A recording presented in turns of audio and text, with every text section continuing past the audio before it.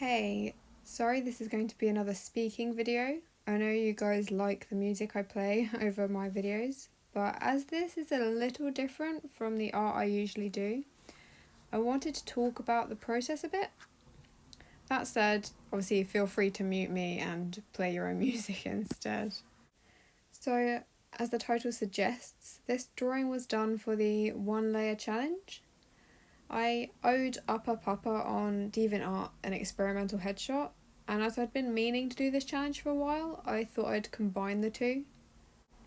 I was particularly keen on doing this challenge because back in the day, when my style was a lot more painterly and I guess semi-realistic, I did used to draw a lot on just one or two layers, so I kind of wanted to see if I could still do that and have it not turn out awful. But I did opt for a pretty generic pose simply because it's been so long since I've worked this way.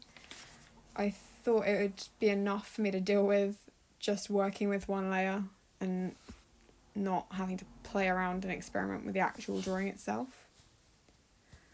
I would recommend, if you try this challenge yourself, have a good idea what you want to draw before you start.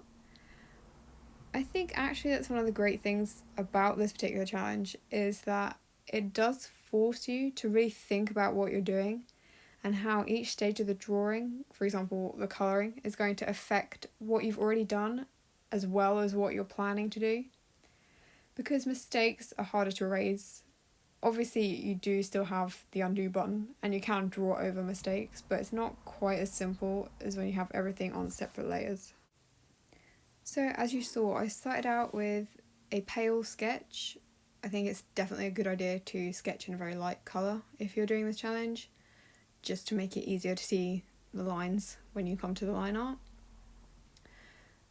But to be honest, the sketch wasn't different particularly than normal. The only main thing being you have to colour over with the background colour rather than just using the eraser tool.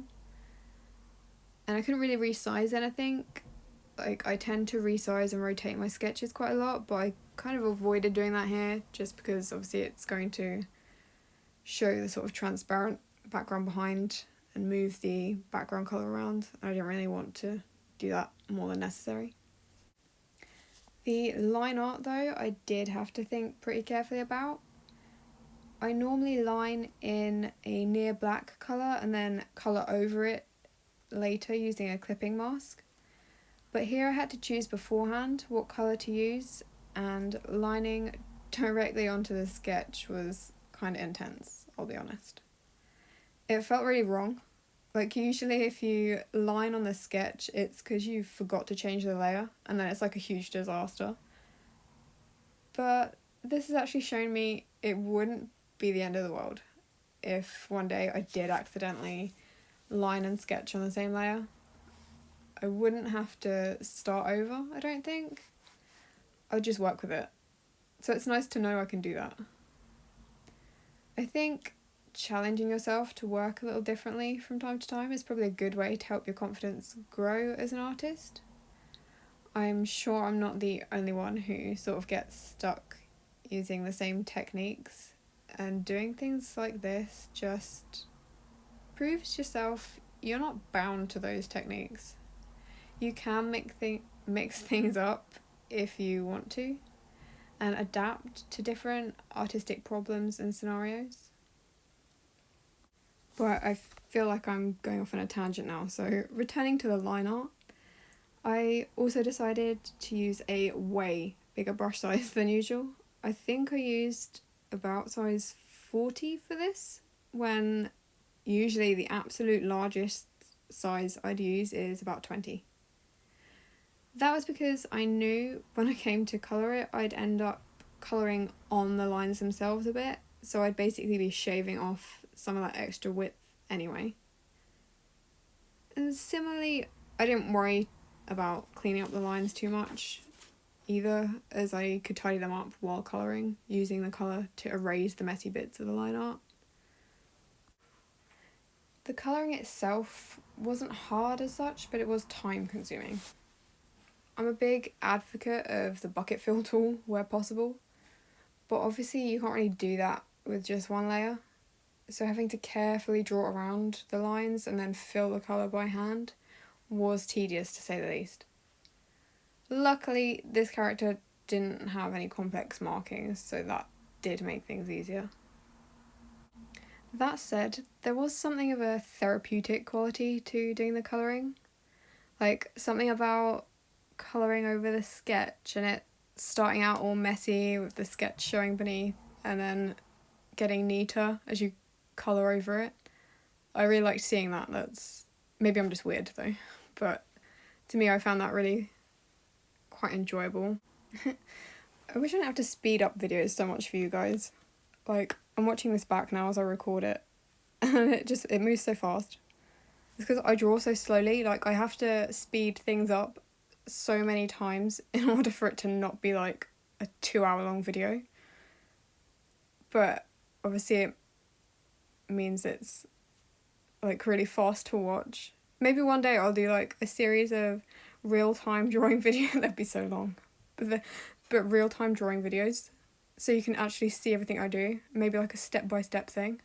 Like, would that interest anybody? Like, that is something I've considered doing.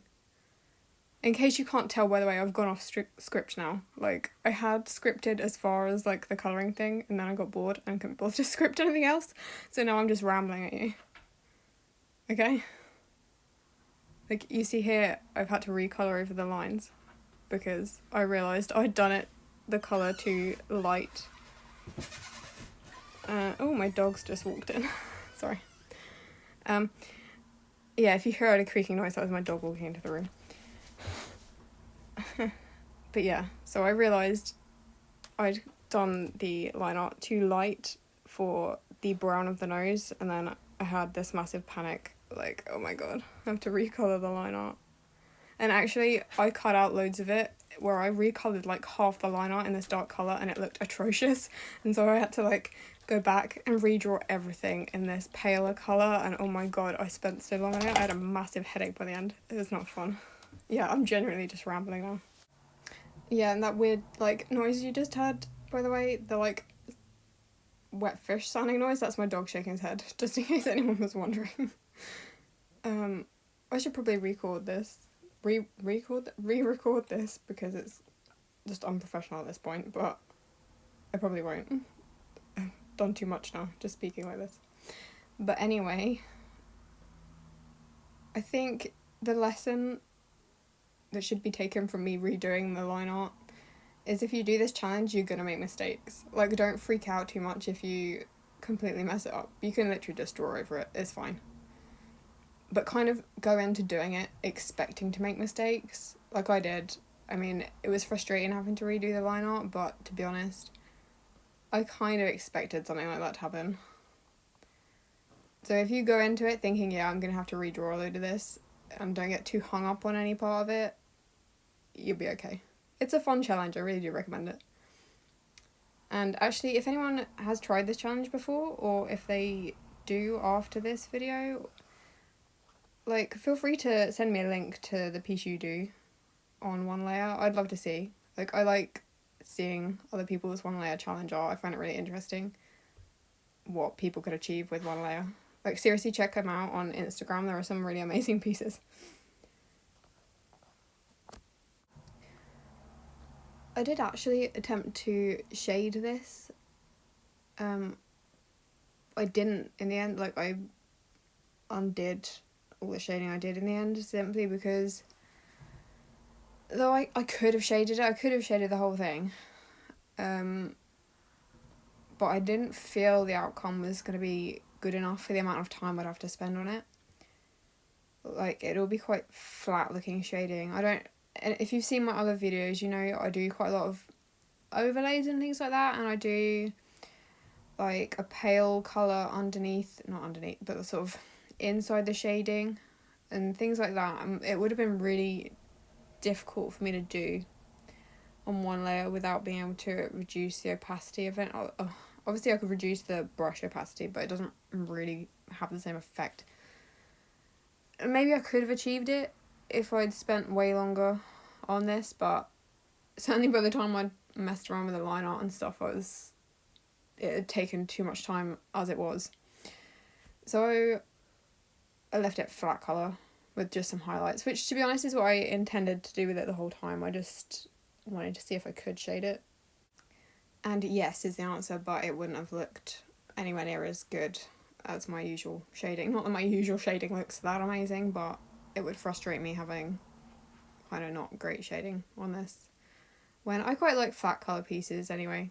Like, I think they can look quite nice on their own.